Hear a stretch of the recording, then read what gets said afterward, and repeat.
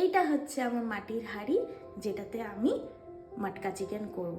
এই হাঁড়িটা আমার মামা বোলপুর থেকে কিনে দিয়েছে আমায়, এটাতে বানাবো। এটা ঢাকনা, লেটস সি কেমন হয়। প্রথমে হাঁড়ির মধ্যে ভালো করে সর্ষে তেল দিয়ে দেব।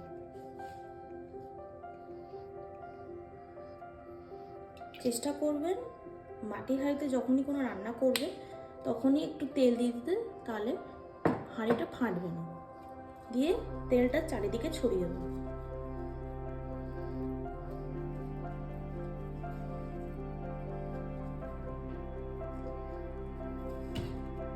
দিয়ে ম্যারিনেট করা চিকেনটা আমি দিয়ে দেবো।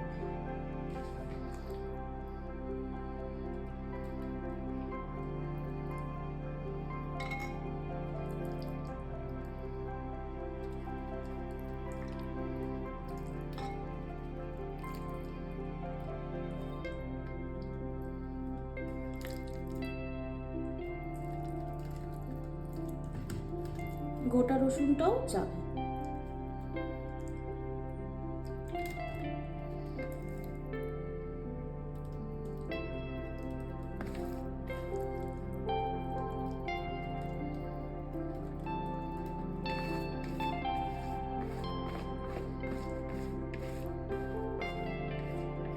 আগেকার দিনে এরকম মাটির হাঁড়িতেই রান্না হতো, আর মাটির হাঁড়িতে রান্না করলে স্বাদটাও অনেক ভালো আসে।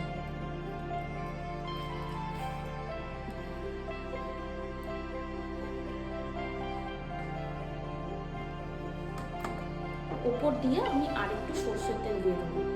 কোনো জল দেওয়ার দরকার নেই, এইটাতেই রান্না।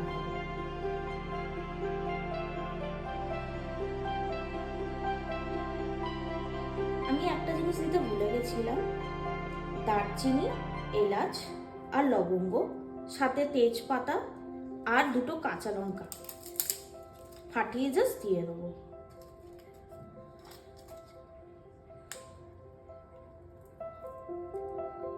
এরপর ঢাকনাটা দিয়ে ঢাকিয়ে দেবো আর গ্যাসে বসিয়ে দেবো।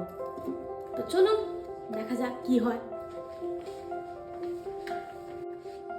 একদম আস্তে আছে এইটাকে বসিয়ে দিলাম, ঢাকনাটাকে উল্টো করে দিয়ে দিলাম। আর এটাতে যাতে ভাপটা যাতে না বেরিয়ে যায়, ভারী জিনিস দিয়ে ঢাকা দিয়ে দিলাম। এবার এটা আস্তে আছে হবে। তো আমরা দেখি, আমাদের প্রায় হাফ অ্যান আওয়ারের মতো বা তার চেয়ে একটু বেশি 40 মিনিট ধরে আমি আঁচে রেখেছিলাম, আর খুব স্লো কুকিং করেছি, আর একদম স্লো আছে, একদম স্লো মিডিয়াম আছে রেখেছি। তো এবার দেখছি আমাদের চিকেন হয়েছে কিনা। মাঝে সাথে আমি একটু নেড়েও দিয়েছি। তো ঢাকনাটা খুলে দেখা যাক।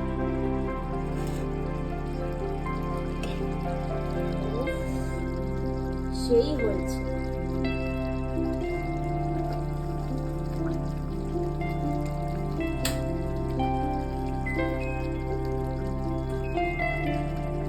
আমাদের matka chicken is ready to be served. খুব ভালো গন্ধ বেরিয়েছে, আর ওটা খুব ভালো এসেছে। জাস্ট কালারটা দেখো, সুন্দর কালার আছে।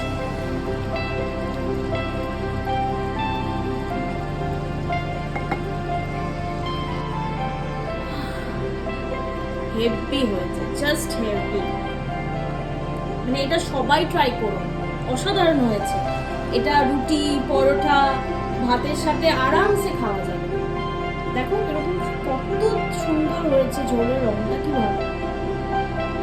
তাহলে তোমরাও রেডি করে নাও এইভাবে প্রিপারেশন করে, গোটা রসুন দিয়ে, দেখবে টেস্টটাই আলাদা আসে।